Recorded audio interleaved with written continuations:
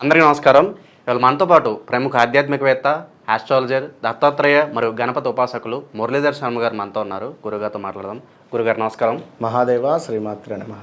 గురుగారు, కొంతమందికి ఒక భావన ఉంటుంది, మనం ఏం చెప్పినా కూడా ఎదుటివాడు కూజ తప్పకుండా పాటించాలి, అరే నేనేం చెప్పినా వినాలి అని కొంతమంది ఫీల్ అవుతూ ఉంటారు. మరి అలాంటి వారికి మనం ఏం చెప్పినా ఎదుటివాడు వినేలాగా ఒక అద్భుతమైన రెమెడీ మా కోసం వాళ్ళు తెలియజేయండి. అంటే సుమారుగా కూడా ఇది ఎట్లా అంటే వశీకరణ అనుకోవాలి, అంతే కదా.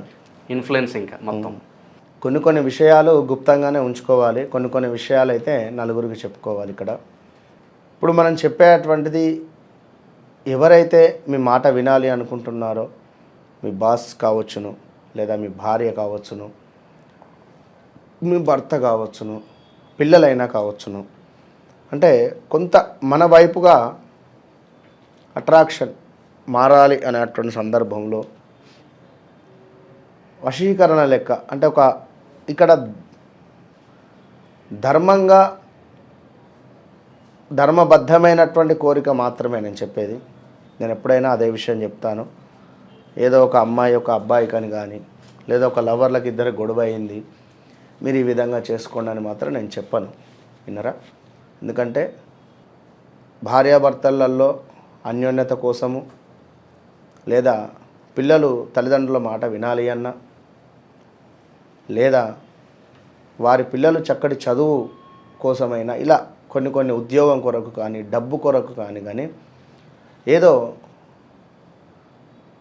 లవ్ విషయానికి సంబంధించి మాత్రము నేను ఏది చెప్పను, నా నుంచి ఏది ఎక్స్పెక్టేషన్ ఉండదు, చెయ్యొద్దు కూడా.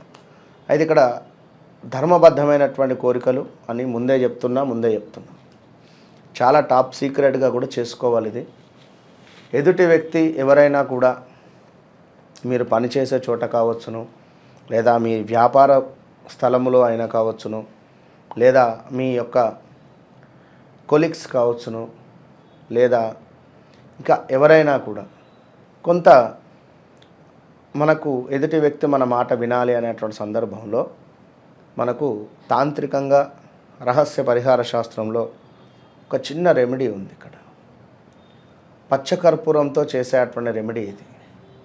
పచ్చకర్పూరంతో ఎవరైతే మనం చెప్పేటువంటి రెమెడీ చేస్తారో ఖచ్చితంగా కూడా 41 రోజుల లోపే, 11వ రోజు నుండి 21 లేదా 41 డేస్ లోపు వీరి కోరిక అనేటువంటిది నెరవేరుతుంది తప్పకుండా కూడా. ఇది చేసింది ఎవరికి చెప్పకూడదు. వారానికి ఒకసారి ఒక 5 వారాల దాకా చేయాల్సి ఉంటుంది. విన్నారా? వారానికి ఒకసారి 5 వారాలు కూడా చేసినట్టయితే ఖచ్చితంగా ఎక్సలెంట్ రిజల్ట్ ఉంటుంది.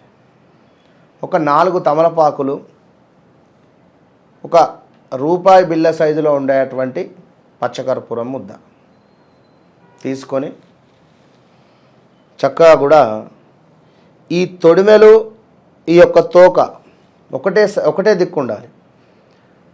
తొడిమలు ఇటొక దిక్కు క్రాస్గా పెడితే పరిహారం పాటించదు, చెల్లదు, ఇది ఫలితం రాదు. కనుక 2 తమలపాకులకు సంబంధించినటువంటి తొడిమలు ఒక దిక్కు ఉండాలి, ఈ ఒకటే దిక్కు ఉండాలి, ఈ యొక్క తోకలు ఒకటే దిక్కు ఉండాలి. రివర్స్లో పెడితే ఇబ్బంది అవుతుంది. ఇదే గమనించుకోండి.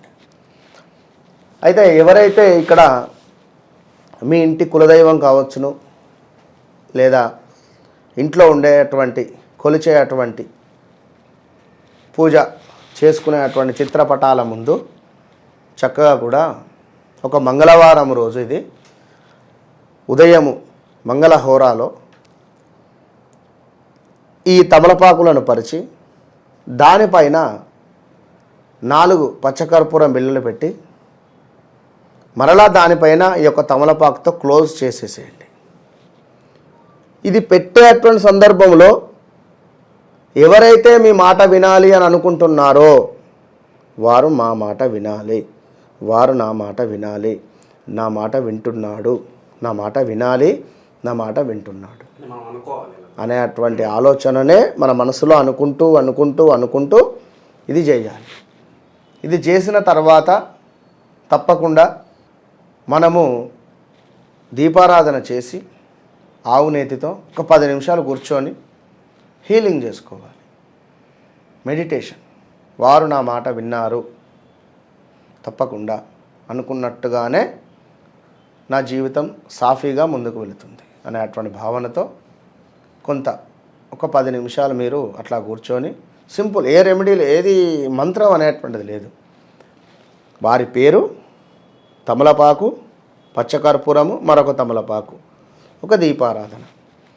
ఇది ఒక వారం రోజులు అక్కడే ఉండనివ్వండి, వారం రోజులు దీపారాధన చేయాలి. మరి వారానికి కొంత ఏమైనా తమలపాకులు ఎండిపోయినట్టుగా కానీ ఖరాబ్ అయినట్టుగా కానీ అనిపిస్తే తమలపాకులను మార్చండి, కర్పూరాన్ని మార్చకండి, అదేం ఖరాబు కాదు. విన్నారా? తమలపాకులను మారుస్తూ ఉండండి. 5 మంగళవారాలు కూడా తమలపాకులను మార్చేటువంటి ప్రయత్నం చేయండి. ఉదయము 5:40 నుండి 5:55 లోపు ఈ యొక్క ప్రక్రియ చేసినట్టయితే ఎక్సలెంట్ రిజల్ట్ ఉంటుంది. చేసి చూడండి, తప్పకుండా అద్భుతమైనటువంటి రిజల్ట్ ఉంటుంది. విన్నారా? తప్పకుండా. అయితే మనసులో ఏవో మరలా అవుతుందా కాదా ఏమిటిది ఆలోచనలు వద్దు, నమ్మకంగా చేయండి. అద్భుతంగా రహస్య పరిహార శాస్త్రంలో ఉంది ఇది. మీకు మంచి రిజల్ట్ వస్తుంది. మనం చెప్పిన మాట ఎదుటివాడు వినడానికి ఒక అద్భుతమైన రెమెడీ మాకు తెలియజేశారు గురుగారు. నమస్కారం అండి. మహాదేవ్.